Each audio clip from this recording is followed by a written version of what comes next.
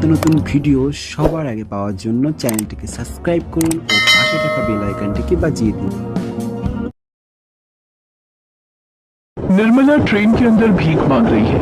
उसकी 5 साल की बेटी राधा ने उसका हाथ पकड़ा हुआ है क्योंकि निर्मला को दिखाई नहीं देता है, वो अंधी है। हमें कुछ पैसे दे दीजिए, मेरी माँ को दिखाई नहीं देता है, दे दीजिए ना कुछ पैसे। राधा की आंखों से आंसू टपक रहा है। इतनी सी बच्ची को कितने मुश्किलों का सामना करना पड़ रहा है। इतने में पूजा का हाथ एक आदमी के शरीर से लग जाता है और वो आदमी गुस्सा हो जाता है। अरे अरे ये क्या किया तूने? मेरे कपड़े गंदे कर दिए ना, गंदी नाली के कीड़े कहीं के। माफ कर दीजिए, छोटी बच्ची है। छोटी बच्ची है तो क्या कुछ भी करेगी? गंदी लोग कहीं के।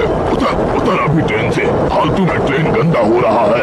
ये बोलकर उस आदमी ने दोनों को जोर से एक धक्का दे दिया और उस धक्के की वजह से निर्मला और राधा ट्रेन के दरवाजे से बाहर गिर गए। आह, बचाओ बचाओ बचाओ। ट्रेन के लोगों ने सोचा कि अब ये दोनों नहीं बच पाएंगे, मगर क्या ये सच है? क्या निर्मला और राधा मर जाएंगे? क्या एक छोटी सी गलती की वजह से उन दोनों की मौत हो जाएगी? मगर निर्मला और राधा ऐसे भीख क्यों मांग रहे हैं? क्या वजह है इसकी? आइए जानते हैं।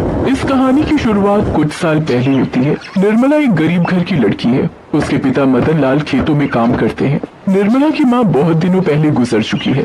ऐसे ही निर्मला के दिन बीतते हैं। एक दिन जब मदन लाल खेत में काम कर रहा होता है, तब उसे एक सांप डस लेता है और उसका देहांत हो जाता है। अपने पिता की मृत्यु के शोक में निर्मला बहुत रोती है। इस दुनिया में वो अभी अकेली है, अभी उसका कोई नहीं है। बस उसके पिता की बहुत सारी जायदाद है जो अभी उसकी है, मगर वो सिर्फ जमीन जायदाद का करेगी क्या? गाँव के मुखिया उसके पास आते हैं और उसे शादी कर लेने के लिए कहते हैं। वो राजी हो जाती है और मुखिया जी लड़का ढूंढना शुरू कर देते हैं। मुखिया जी के साथ जानकी नाम की एक औरत की बात होती है। जानकी का एक बेटा है, उसका नाम रमेश है। निर्मला के बारे में सब कुछ जानने के बाद जानकी और रमेश आपस में बातें करते हैं। बेटा, ये अच्छा रिश्ता है, मना मत करना। उस लड़की के पास कितनी जमीन है? कम से कम 1 करोड़ का तो होगा ही, और शादी के बाद तो वो सब कुछ तेरा ही हो जाएगा। लेकिन माँ, वो लड़की काली है, ऊपर से गवार है, और बात ये है कि मैं किसी और से प्यार करता हूँ। अरे शादी कर ले, उसके बाद तुझे जो करना है वो तू करना, और सोच, ऊपर से घर के लिए मुफ्त में एक नौकरानी भी तो मिल जाएगी। अपनी माँ के कहने पर रमेश निर्मला से शादी कर लेता है। निर्मला भी खुश होती है और वो ससुराल चली आती है, और उसके बाद से वो बस घर का काम करती रहती है। सुबह से शाम निर्मला बस काम ही करती रहती है। काम करते करते वो बहुत थक जाती है। जानकी हर रोज निर्मला को बहुत परेशान करती है, उसे डांटती है, मारती है। उधर रमेश बाहर अपनी प्रेमिका से मिलता रहता है। उस लड़की का नाम पायल है। रमेश भी निर्मला को उल्टा सीधा सुनाता है। एक छुट्टी के दिन जब सभी घर पर हैं, तब उन लोगों के घर के सामने एक पुलिस की गाड़ी आकर रुकती है और उस गाड़ी के अंदर से राघव नाम का एक पुलिस वाला निकलता है। उसे देखते ही रमेश उसके पास चला जाता है। अरे राघव, तू? हाँ मैं। तुझे क्या लगा मैं नहीं आऊँगा? शादी में तो बुलाया नहीं मुझे। चल अब भारू जी से मिला। असल में रमेश और राघव बहुत पुराने दोस्त हैं। राघव घर के अंदर आता है और निर्मला उसे अच्छा अच्छा खाना बनाकर खिलाती है। राघव को खाकर बहुत अच्छा लगता है। वाह भाभी वाह, मान गया मैं तो। आपके हाथों में जादू है, जादू।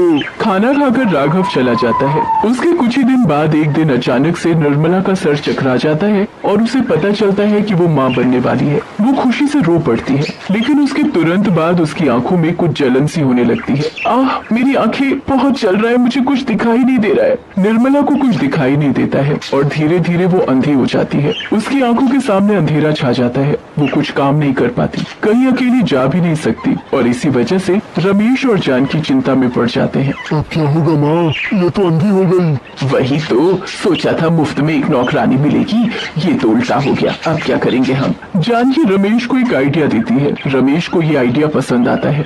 अगले दिन वो निर्मला को लेकर बाहर जाता है। रमेश उससे कहता है कि वो उसे रमेश उसे ट्रेन में बैठाकर एक स्टेशन पर लाता है। ये स्टेशन उसके घर से बहुत दूर है। निर्मला, तू यहाँ चुपचाप बैठ, मैं अभी पानी लेकर आता हूँ। हाँ, ये बोलकर रमेश निर्मला को एक जगह पर बैठाकर ट्रेन पकड़कर चला जाता है। निर्मला रमेश के इंतजार में बैठी रहती है, मगर रमेश नहीं आता। कुछ देर बाद निर्मला को डर लगने लगता है। रमेश, रमेश, कहाँ हो तुम? कहाँ चले गए तुम? और कुछ देर बाद निर्मला को यकीन हो जाता है कि रमेश नहीं लौटने वाला। निर्मला अकेली, अंधी, बेसहारा औरत है। उसके पेट में एक और जिंदगी है। अभी वो क्या कर सकती है? खुद तो आत्महत्या कर सकती है, लेकिन अपने पेट में पल रहे बच्चे को कैसे मारेगी। वो यही सब सोचती रहती है। वहाँ बहुत सारे लोगों को वो अपने गांव का नाम बताती तो है, लेकिन कोई उस गांव को पहचानता ही नहीं। इसी तरह 2 दिन और बीत जाते हैं। निर्मला को पता चल जाता है कि अगर उसे जिंदा रहना है तो उसे भीख मांगनी होगी, और उसके बाद वो भीख मांगने लगती है। भगवान के नाम पर कुछ दे दो ना साहब, कुछ दे दो ना साहब। कुछ महीने बाद निर्मला को एक बेटी होती है। निर्मला उसका नाम राधा रखती है, और उसके बाद वो अपनी बेटी को गोद में लिए भीख मांगने लगती है। साहब साहब कुछ पैसे दे दो ना, इस छोटी सी बच्ची को दूध पिलाना है, दे दो ना साहब। ऐसे ही 5 साल बीत जाते हैं। राधा बड़ी हो जाती है। उधर रमेश पायल से शादी कर लेता है और उसी के साथ रहने लगता है। वो सबको बता देता है कि निर्मला किसी और के साथ भाग गई है और वो कभी नहीं लौटेगी। ऐसे ही निर्मला की सारी जमीन जायदाद को भी वो अपने कब्जे में कर लेता है और बहुत ही सुकून से रहने लगता है। उसे पक्का यकीन है कि निर्मला और कभी भी किसी तरह से लौट कर नहीं आएगी। उधर राधा अपनी माँ निर्मला के साथ भीख मांगती है। वो अपनी माँ से कहती है, माँ मेरे पापा कौन है माँ? निर्मला जवाब नहीं दे पाती। निर्मला को बुरा लगता है और वो छुप छुप कर रोती है। एक दिन राधा निर्मला से कहती है, माँ चलो ना, आज ट्रेन के अंदर भीख मांगने चलते हैं, लेकिन मुझे दिखेगा कैसे? मैं तो चल नहीं पाऊंगी। तुम चिंता मत करो माँ, मैं तुम्हारा हाथ पकड़ के रहूंगी। ये बोलकर दोनों ट्रेन के अंदर भीख मांगने के लिए चढ़ जाते हैं। ट्रेन चलने लगती है। वो दोनों भीख मांगना शुरू करते हैं। इतने में पूजा का हाथ एक आदमी के शरीर से लग जाता है और वो आदमी गुस्सा हो जाता है। अरे अरे ये क्या किया तूने? मेरे कपड़े गंदे कर दिए ना, गंदी नाली के कीड़े कहीं के। माफ कर दीजिए, छोटी बच्ची है। छोटी बच्ची है तो क्या कुछ भी करेगी? गंदी लोग कहीं के। उतर उतर अभी ट्रेन से, फालतू में ट्रेन गंदा हो रहा है। ये बोलकर उस आदमी ने दोनों को जोर से एक धक्का दे दिया और उस धक्के की वजह से निर्मला और राधा ट्रेन के दरवाजे से बाहर गिर गए। आह बचाओ बचाओ बचाओ। ट्रेन के लोगों ने सोचा कि अब ये दोनों बच नहीं पाएंगे। उन दोनों को भी यही लगता है, मगर किस्मत का खेल तो देखो, ट्रेन उसी समय एक नदी पार कर रही थी। वो दोनों सीधा नदी के पानी में गिरते हैं और तभी पुलिस की एक बोट आकर उन दोनों को बचा लेती है। उस बोट में बहुत सारे पुलिस वाले मौजूद हैं और उनमें रमेश का दोस्त राजीव भी है। निर्मला को देखकर राजीव कहता है, माफ कीजिएगा, लेकिन मुझे लगता है कि मैंने आपको कहीं देखा है। मुझे स्टेशन के बाहर देखा होगा, मैं वहाँ भीख मांगती हूँ। नहीं, स्टेशन के बाहर नहीं, इससे दोस्त के बाहर। हाँ याद आया, आप रमेश की बीवी है ना? ये सुनकर निर्मला चौंक जाती है। बहुत दिनों बाद ये नाम सुना है उसने। हाँ, लेकिन आप कौन है? राजीव अपना परिचय देता है और निर्मला को याद आ जाता है कि ये तो वही पुलिस वाला है, उसके पति का दोस्त। मगर आपकी ऐसी हालत हुई कैसे? रमेश ने तो बताया था कि आप किसी और के साथ भाग गई हो। झूठ है वो। निर्मला राजीव को सब कुछ बताती है। सब कुछ सुनकर राजीव गुस्सा हो जाता है। अपनी पत्नी और बेटी के साथ कोई ऐसा कर सकता है? चलिए आज ही मैं आपको वहाँ लेकर जाऊंगा। ये बोलकर राजीव निर्मला और राधा को लेकर उनके घर की ओर चल देता है। कुछ ही घंटे में वो लोग वहाँ पहुँच जाते हैं। राजीव, जानकी और पायल तब घर में बैठकर खाना खा रहे थे। पुलिस की गाड़ी से राजीव को निकलते हुए देखकर रमेश खुश होकर सामने आता है और तभी गाड़ी के अंदर से निर्मला और राधा निकलते हैं। रमेश की हंसी गायब हो जाती है। क्या हुआ रमेश, हंसी गायब क्यों हो गई?